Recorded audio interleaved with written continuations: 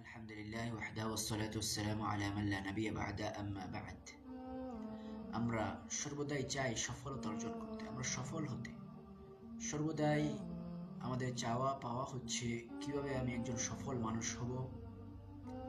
কিন্তু এই সফলতা অর্জনের জন্য যে বিষয়গুলো আমাদের জরুরি, যে বিষয়গুলো আমাদের প্রয়োজন, সেগুলো থেকে আমরা নিতান্তই গাফেল।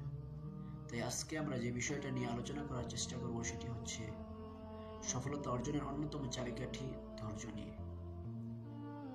আমরা প্রত্যেকেই চাই আমরা সফল হব, সফল ব্যক্তি হিসেবে সমাজে থাকব, নিজেকে প্রতিষ্ঠিত করব। কিন্তু সফলতা অর্জনের জন্য সফলতার পিছনে সবচেয়ে বড় যে বিষয়টি ভূমিকা পালন করে সেটা থেকে আমরা নিতান্তই গাফেল। তাই আমাদেরকে সফলতা অর্জনের জন্য সবচেয়ে বেশি ধৈর্যশীল হতে। আমাদের সাথে থাকা অনেক ব্যক্তিকে দেখা যায় তারা ধৈর্যের সহিত কাজ করতে করতে একদিন সফলতার মুখ দেখেছে, সফল হয়ে গিয়েছে। পক্ষান্তরে আমরা অলস বসে থেকে শুধু ভাবি কিভাবে তার মতো হওয়া যায়, কিভাবে ওই সফল ব্যক্তিটার মতো হওয়া যায়। ওই সফল ব্যক্তিটার পিছনের গল্প আমরা ঠিকই শুনি। আমরা ওই ব্যক্তিটা কিভাবে সফল হলো, কিভাবে কষ্ট করলো, সব কিছু আমরা শুনি।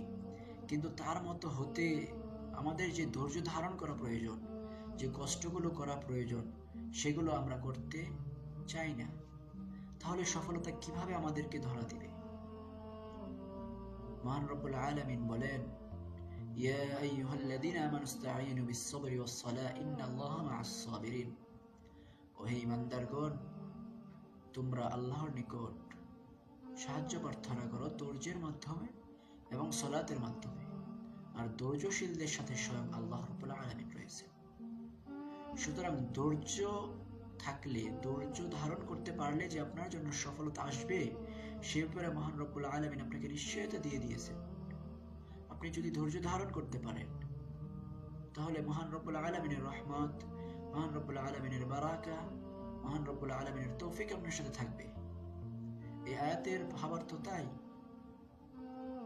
আমাদের সমাজে কিছু মানুষ দেখতে পাবেন একটা বিষয়ের পিছনে ছুটে কিছুদিন অবস্থান করে সেটাকে ছেড়ে দেয়। একটু ধৈর্য ধারণ করলে যে সে বিষয়টায় সে বুঝতে পারবে, সেটা তার জন্য হবে, সে ধৈর্য হারা হয়ে সেটাকে ছেড়ে দিয়ে চলে আসে।